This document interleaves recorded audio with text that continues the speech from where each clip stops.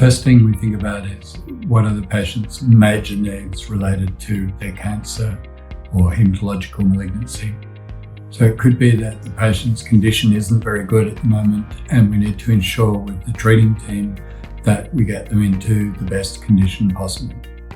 The second thing we think about is what diagnostic tests need to be done, which may not have been done yet, to work out what is driving the growth of their cancer or malignancy. Because it's only once we know at a molecular level what those results are that we can choose the next stage. And the next stage is thinking about new treatments, often in clinical trials, somewhere else in the world, that may be matched to the actual cause of their cancer.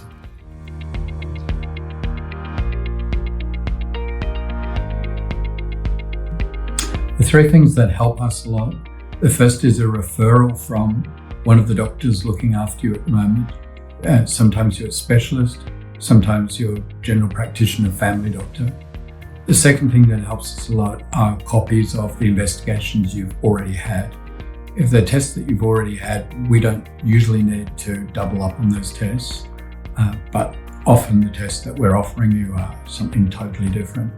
The third we need to know is what your horizons are. This is a big world out there, and there are many opportunities for new treatments, but we need to find where is easiest and most practical for you to go to receive that treatment.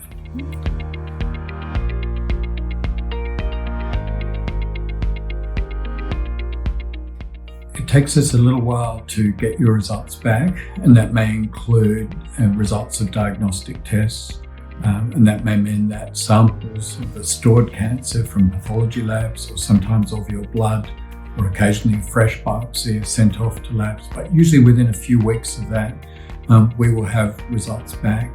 And once we've looked at those, we can sit down with you and basically give you a roadmap of what the options are that we see.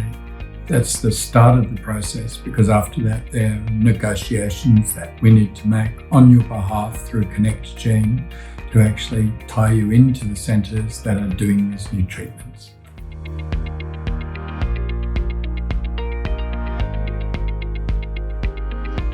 So if you're receiving good treatment, hopefully we're the first to tell you you're on the best treatment. You don't need to change at the moment. But even in that situation, you may want a plan B. You may say, well, when this stops working, what should I do? And let's plan ahead for that.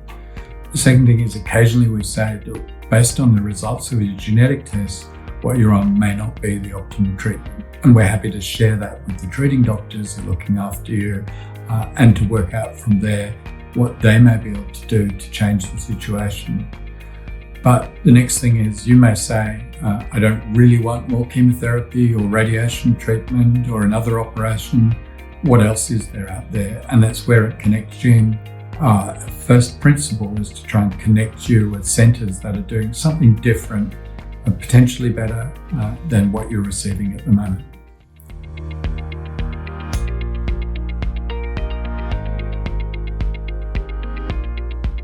So the three ways that can help. There's probably 10 or 15% of patients who develop cancer where they may have inherited a gene, a change, which actually increased the chances of them getting that cancer. The best known is in breast cancer, where, for example, the actress Angelina Jolie had both breasts removed because her mum had ovarian cancer that was an inherited gene. And most people with cancer don't have that, but some people do, and they just don't know it because they've never had genomic testing to work this out. Sometimes patients are told, but we've tested you for the top 2 or 3 genes, but there's often 10 other genes you haven't been tested for. And with genomic testing, we can make sure that we look for all the possible inherited genes. But remember, probably 85% of patients that won't be affecting them, and they can then reassure their families that this isn't what's involved. The second thing is to actually work out what the moving parts are within your cancer that is making it grow. Now, each cancer is different in that regard, and you can get cancers that under a microscope may look similar to a pathologist, and yet when we look at the genes, they're very different, and the best treatments for those cancers might be quite different. Let me give you an example. One may respond to an immune therapy, and the other one may not respond just because of those genetic changes. So that would give you a roadmap going forward, not only conventional treatment, chemotherapy and radiation, but more importantly with new immune therapies, genetic cell therapies that are coming into practice around the world. The third thing is often the monitoring of your cancer. Sometimes the most difficult thing for a cancer patient is they're told, well, we'll have to give you this course of treatment and we can't decide until it's finished whether or not it's worked or not.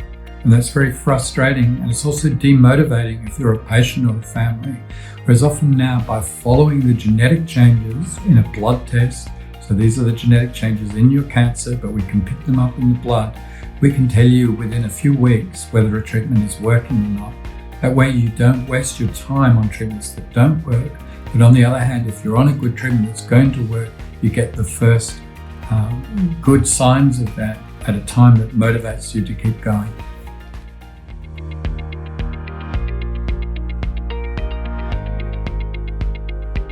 You need to look at your cancer to tell you that. So for all of the different cancers now, already the research has been done to tell us which genetic tests we need.